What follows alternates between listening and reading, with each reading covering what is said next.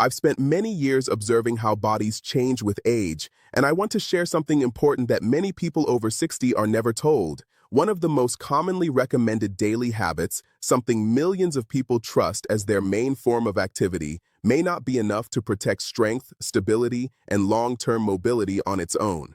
I'm talking about simple walking. For decades, people have been told that walking is the ultimate exercise. It supports the heart, keeps you active, and feels safe. And yes, I recommend walking as part of a routine, but I also encourage you to understand this. Relying on walking alone can leave certain muscles underused, certain joints unsupported, and certain balance systems untrained. Over time, that imbalance can quietly make movement feel harder instead of easier. There is a reason for this. Walking mostly trains the same repeating pattern. Your body adapts quickly, which means the benefits level off unless other kinds of movement are added. What truly supports the body after 60 is a combination of strength, balance, coordination, posture work, and gentle resistance. When these are trained together, the body responds in remarkable ways. Today, I want to walk you through 5 simple movements I often recommend to older adults who want to stay steady, capable, and confident in daily life. These movements are gentle, adaptable, and designed to support the areas that tend to weaken most with age. Stay with me, because the second one often surprises people with how effective it is. Before we begin, I'm curious. How many minutes a day do you usually move, stretch, or exercise? Think about that as we go along. Let's start with number 5, wall push-ups. Many people think push-ups are only for the young or very athletic, but a wall push-up is one of the safest and most overlooked strengthening movements for older adults. I often suggest this because it trains several muscle groups at once without placing strain on joints. When you press against a wall, your chest, shoulders, arms, and core all activate together. Those muscles are not just for lifting things. They help you steady yourself if you stumble, support you when you rise from a chair, and make daily tasks feel lighter. To try it, stand about an arm's length from a wall. Place your palms flat at shoulder height. Slowly lean forward until your face comes close to the wall, then gently press yourself back. Keep your body in one straight line and move slowly. That slow control is where the real benefit happens. As you become comfortable, you can step slightly farther away from the wall to increase the effort. Small adjustments make a big difference over time. I've seen many people notice that everyday actions, like opening jars or carrying bags, feel easier after a few weeks of doing this regularly. Now let's move to number 4, chair squats. This movement mirrors something you already do many times a day, sitting down and standing up. Because it mimics real life, it is one of the most practical strength builders you can practice. Sit near the edge of a sturdy chair with your feet about hip-width apart.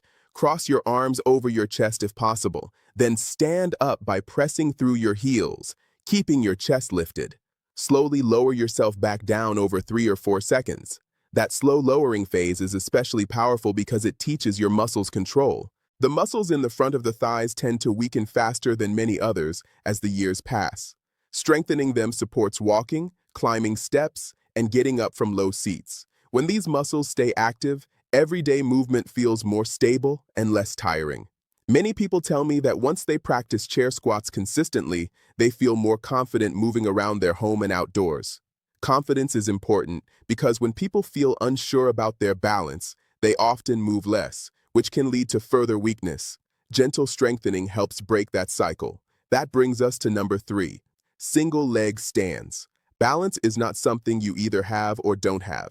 It is a skill, and like any skill, it improves with practice. Training balance helps your inner ear system, your muscles, and your vision learn to coordinate smoothly. To begin, stand beside a counter or sturdy surface. Lift one foot just slightly off the floor and hold for about 10 seconds. Then switch sides. When that becomes easy, you can try holding a little longer or lightly turning your head while balancing.